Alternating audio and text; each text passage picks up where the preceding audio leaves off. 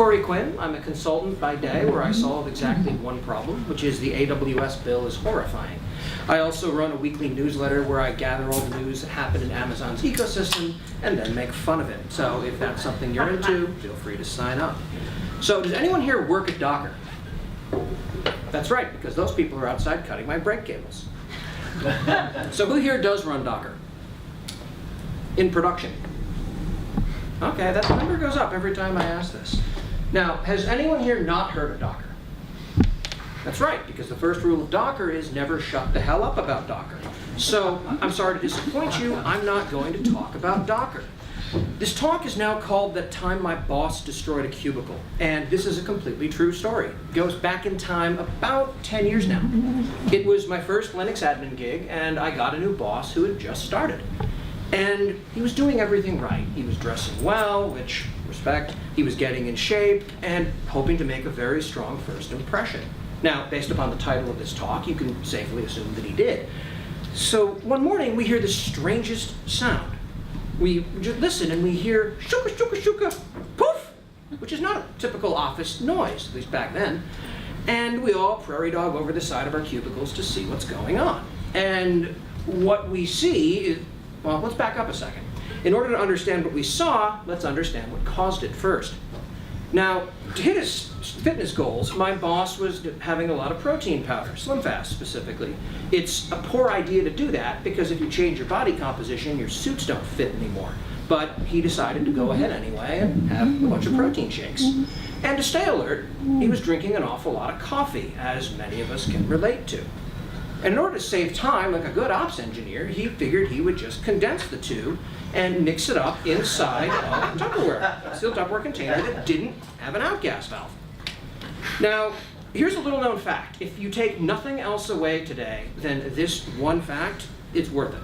If you mix Slim Fast with coffee in a sealed environment, it's going to generate a lot of pressure really quickly.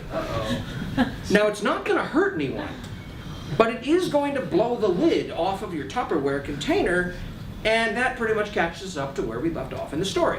So we look over the cubicle wall, and it's just an unmitigated disaster area. All over his clothes, his computer, his desk, and of course himself. And he just stands there with the most forlorn, shocked, dismayed, embarrassed look that you can possibly imagine on his face. And a year later, when I left that job, that chocolate blast ring was still there. So, fun story, but what's the point of it? How does this tie back to anything relevant here? It's just a story about how a guy who didn't understand how his containers would fail in production and what that might manifest itself as. And there's the metaphor. So back to the Docker talk. My point here is not to make fun of a promising new technology that people are using. It's to discuss some of the challenges that exist in various environments as you go about getting it into production. And every technology needs skeptics, and I guess that I drew the short straw this time. I have used Docker in demos before, and occasionally I've used it in production. This talk does not have a demo because I couldn't find a Tupperware container on short notice. So why is Docker in production challenging? Before we get into why it's terrible, let's do a brief overview of what Docker is. It's a relatively new container technology that Fortune 100s are going nuts over like 19-year-old college kids on spring break. And why are they so excited about this? It's because Docker is not only the best container technology out there, it is also the first ever OS-level containerization system. It's never been done before. Well, except for LXC, which it leveraged originally, but that's been in the Linux kernel for over a decade. Or Solaris zones, which go back about equally far. And originally, when I first gave this talk, this was a great example because Docker didn't leverage these. Then someone made a pull request. You can now run Docker inside of Solaris zones, and I honestly can't tell who's making fun of who anymore. So if that worked, then you also have to consider FreeBSD jails are also going to be a form of containerization, which in turn leads to chroots, which have been around since 1982, which means OpenVZ or Virtuoso, which is the paid version, which is a chroot on steroids with some management tooling baked in. That probably also counts. Once upon a time, we had logical partitions on mainframes. Yes, another form of container. Which, of course, gets us a turn to virtualization, which, for anyone who wasn't in tech about 10 years ago, before there was Docker, there was cloud, and before that, there was vert, and I was making fun of all of these things and being proven wrong. The point being is that hype evangelists are not new, they just tend to change form in what they're talking about. All of which gets us aimed at Vagrant, which is probably the closest analog out of all these things to Docker in the sense of mean time to dopamine. I write some code, and now it's up and running in a production-like environment. It's extremely quick. So if it's not the first, as we've seen this has been evolving for a while, what explains the tremendous amount of hype that exists around Docker? I'm sure that these 10 investors who collectively have put $180 million in funding into Docker itself, that does not include the ecosystem surrounding it, by the way, had absolutely nothing to do with any of that hype buildup. But the challenge here isn't the technology itself. It's what Docker represents. Anyone remember a 3-tiered architecture? This is from back in the Stone Age, also known as 4 years ago. And it was great because you had 3 different tiers. A web serving tier, where you wound up with web requests hitting that would then talk to your application tier, and it would then store data in the database tier. Everything was segregated. Oh, the app server's slow. I know where that lives. I'm going to go check on it and see what happens. And nowadays, you draw a diagram like that, it ends a job interview early. Now with Docker, we're going through a tectonic shift toward microservices, where things live wherever the hell they get provisioned. There's no guarantee they're not going to move around at any point. And unfortunately, going with a microservices-based design isn't going to save you from yourself. But it's probably going to let you kick the can a few years down the road until the next thing comes up, and it'll buy you some time. Spoiler, the next thing is serverless. You heard it here last. And lastly, your whiteboard diagram looks a lot like this, which is much more impressive than a 3-tiered architecture or a monolith when you have an audience or a job interview. And it's complex, and it's interesting, and it gets worse. Strapping this thing into your servers as it lives today doesn't work. It expects to be able to control aspects of its environment with a series of API calls. And so you run something underneath it, like OpenStack, which runs on complexity, or AWS, which runs on money. This is an AWS architecture diagram, and one of their official diagrams. This is why you'll see me diving face first into the beer bucket after this. I'm kidding, I had a scheduling conflict with getting run out of town by the Docker people. So now you've got this level of unclear complexity riding on top of another layer of unclear complexity, all in the name of a modern systems architecture. And that's really sad. Let's weep for the state of modern systems design. Weep for the sad puppy with slim fast powder and coffee semi-permanently stuck in his fur. But how did we get here? What built this? Originally, Docker's premise, and the reason for its rapid uptake, was that it made development environments look a lot like production. And that's great. How do I make my MacBook look like an EC2 instance? Well, and it's terrific because it solves the silo problem. Once upon a time, before we had the rise of DevOps, we had old school silos built. Who here has DevOps somewhere in their job description or job title? Yeah, it happens. It's totally a legitimate thing. Now we have DevOps, where you have development and production looking almost identical. And it's flawless. It just works. It's exactly the same in both places, and you've solved completely and forever the problem of, it just works on my machine. Oh, really? Then back up your mail because your laptop's going to production. Except, you don't have to schedule containers on your laptop. They're just on your laptop. So something like Kubernetes or Mesos is really heavy and really complex, especially when you're starting out. And scheduling is sort of the next frontier in the containerization space. If you're one of these 10 people, then you're looking for something to invest in, not a bad approach. I'd like 10%, please. Which brings us to our next challenge of networking. Okay, you don't see a whole lot of people talking about the network stack inside of Docker for the same reason you don't see a whole lot of people talking about what goes on inside of a slaughterhouse. It's generally not something that people want to think about too closely. We're working on it, and it's not as crappy as it used to be, is a perennial answer. I mean, as a consultant, I appreciate that. We're closer than ever sounds positive and tells you nothing. It's still complex, it's still scary, it's still arcane, and it still just works when it's on my laptop. So let's make it worse. In most traditional environments, there's an idea of a rolling deployment, where you don't generally have a knife switch cutover. Okay, I'm going to turn on a bunch of new ones and turn off the old ones. You phase things in and out. Maybe you instrument the heck out of 10% of your instances, and then you watch them to see if there's an error and roll it back. The idea of blue-green deployments, or canary analysis on these things. And that's great until you hit a slight bump in the road. Okay, well that change requires a schema change in the database, so we've got to find a way to wind up rolling that out effectively. And you can't take that model to that type of change. So you've got to solve for it, and most of us have. The challenge is that your old release process, all the complex things you built to handle that type of use case, just became obsolete in a very different way once you've switched to a microservices architecture in this context. And you don't have this problem on your laptop, and your problem in production are just beginning. Now, we just had a terrific series of examples on how to monitor things appropriately in a container environment. And why is everyone talking about this?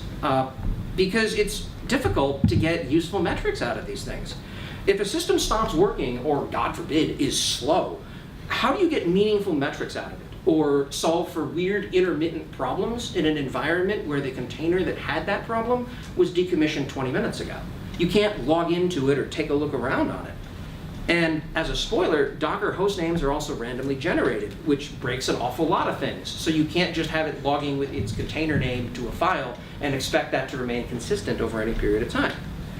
Ties closely into the concept of supervision, where you have process and containers that need to be supervised. It's a tricky thing.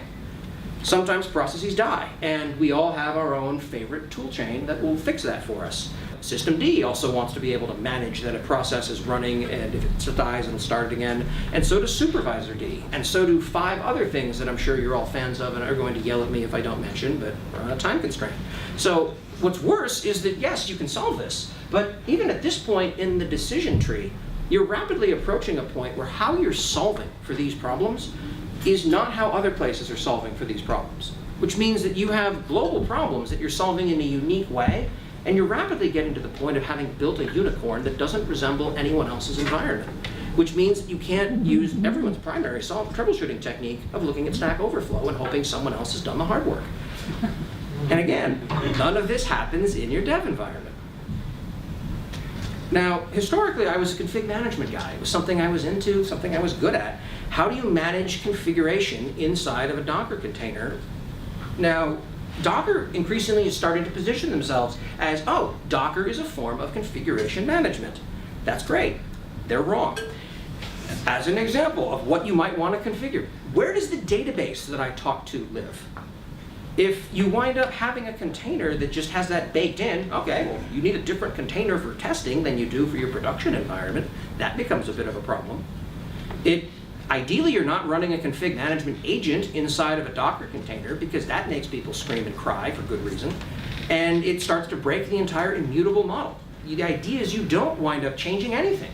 When something changes, you throw it away and spin up a new one, which is sort of the entire point. So the answer to that, in turn, becomes, oh, service discovery. We'll just provide that data to the running container and let it figure out what it's supposed to be talking to. And that's great. Now, some of those things are useful to know, such as what database am I talking to? But some are not only useful, they're kind of confidential. Like, so what credential set do I use to talk to that database? And there are ways to do that. You can pass it through in an environment variable, which isn't great, but is one of the best answers to it. But there's a bunch of different service discovery mechanisms out there, such as Console, Zookeeper, etcd, Redis, Mongo. That time I abused MySQL so badly, I'm still not allowed within 500 feet of a relational database. And you can keep going down this list. Some people leverage DNS. There's DoozerD for it, Pillar, Sensu, Eureka, why am I still talking? And none of these are straightforward or simple to roll out to an existing environment that isn't expecting this. And they all have failure modes that are not only hard, but aren't always well understood as impacts our production environments. Let's keep climbing Mount Hopeless. So you've built an awesome container, and now where do you put it as a developer so that I, as an ops person, can safely grab a copy of it and run it in production? And this is an interesting one, because as part of their business model, as of the last time I checked, Docker offers private registries on Docker Hub that you can store things on, and pricing started $150 a month, scaling all the way up to please buy us, please, please. And that was great until Amazon started offering a similar service that charged 10 cents a gigabyte, scaling up to forever, and that's fine. That's not unreasonable. That's a reasonable price point. It handles a linear scaling model unless you're doing something nuts. And even at that price point, it makes Docker look as cheap as free. So unlike virtually everything else that I'm talking about, I don't have a problem with that approach. But these guys might. And Docker is still working out what their business model is. They replaced their CEO earlier this week, and because it's Docker, he is of course completely incompatible with their old CEO. And that's still not relevant to this talk, so back to the topic. So now that we're almost out of room on the slide, it means we're probably winding down. So if another group or another company hands me a Docker container and says, here you go, run this, it's very difficult for me to audit that container intelligently, especially if it has proprietary code in it. How was it built? What lives inside? Is it sane? If I grab a container to run MongoDB off of the Docker Hub, do I agree with how it's set up?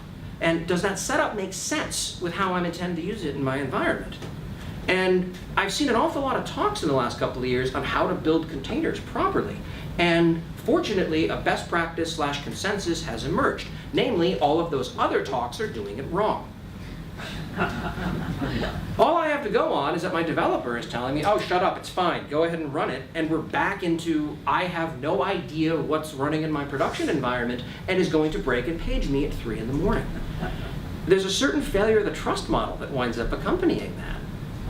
All of which ties into security, which finally completes the list. I put this at the end because security is generally something that you can bolt on after the fact, which makes it not that big of a concern. So let's pretend that a new SSL vulnerability comes out, and third-party containers abound throughout your environment. Which ones were patched? How do you patch the ones that weren't? Recently, before they wound up introducing a scanning service to take care of this, something like 70% of containers available on Docker Hub were still vulnerable to Heartbleed over a year after that vulnerability came out. I have a Git container that still is probably vulnerable to that. I use it for teaching a Git class. It's called Terrible Ideas because that was the name of the talk, and I'm sure that someone somewhere is running that stupid thing in production because of course they are. Terrible ideas to prod with it. So there you have it. It's a giant list of things that apply in production that don't generally tend to manifest seriously in a development environment. And by the time you've solved them all, you've built a unicorn that no one else is going to have made the same decisions on for each one of these points, which means you've got to be on top of your game with respect to how everything works, so you can troubleshoot it if it breaks. If someone comes to you and says, yeah, so our application that we've run in Docker in production is slow, where do you start with something like that? And you've got to have an answer because, I don't know, is a really bad answer. And this all gets at sort of this great myth that I want to highlight. Specifically, that this is the kind of problem solving and architecting for scale that the giant unicorn companies have had to deal with. And we go to various events and we see talks that these folks put on, and we believe that they have the one true answer to how to solve for these things. And the secret is that they just don't. Their problems and their constraints are nowhere near the same level of problems that we have as individuals. I'm not Google, I'm Twitter for pets. Baby seals get more hits than my website. It's not really the sort of thing that's going to cause a scenario where I need to run hardware close to its theoretical limit. It just doesn't happen. Netflix built an awful lot of Amazon tooling back about 5 years ago, simply because Amazon's tooling was terrible back then. It's marginally less terrible now, but good enough to do most of those things. And here at the end, we get to why Docker is relevant to configuration management, which is where I come from. There's this idea that you have a binary choice of golden images, or you're going to be configuring everything from scratch, and that's not true. It's a spectrum. Specifically, that there's somewhere, people are going to fall somewhere on the middle. So people are starting with a golden image of some kind, whether it's an AMI or a Kickstart image in a hardware environment, and then they're going to be making slight changes to the end. Very few things are entirely stateless and entirely immutable. That doesn't mean that config management is dying, but it also doesn't mean that Docker isn't on the rise either. The trick is to do interesting things. Talk to people about how they're doing this and solve intelligently. But remember, very few people are going to get up here and talk about a project that completely failed. Turns out, weak recruiting pitch. Instead, they talk about this amazing thing that they did, and they just sort of talk around the missteps and the problems they had with it. You've got to make sure that whatever you're finding makes sense in your own environment. I want to give a couple of bits of thanks to helping build this talk. This started out as a tweet that a couple of Chef employees came up with, which was great, but I couldn't find it originally because the first version I saw was slightly different and a lot more accurate. And I want to help Tyler Fitch, also a Chef, for helping me track that down. It was difficult to find, but definitely made me laugh. I also want to thank Mike Julian, whose book comes out later this year, for helping me convince me to turn that story about the exploding container into a talk. He was convinced that there was no way it was a great story, would never turn into a talk. Turned out it did. And lastly, thank you all for listening to me. This is me. Thank you for coming. I hope you've enjoyed the talk. If you have any questions or concerns, please feel free to ask me now, tweet at me, talk over pizza, or accost me in the parking lot later. Thank you.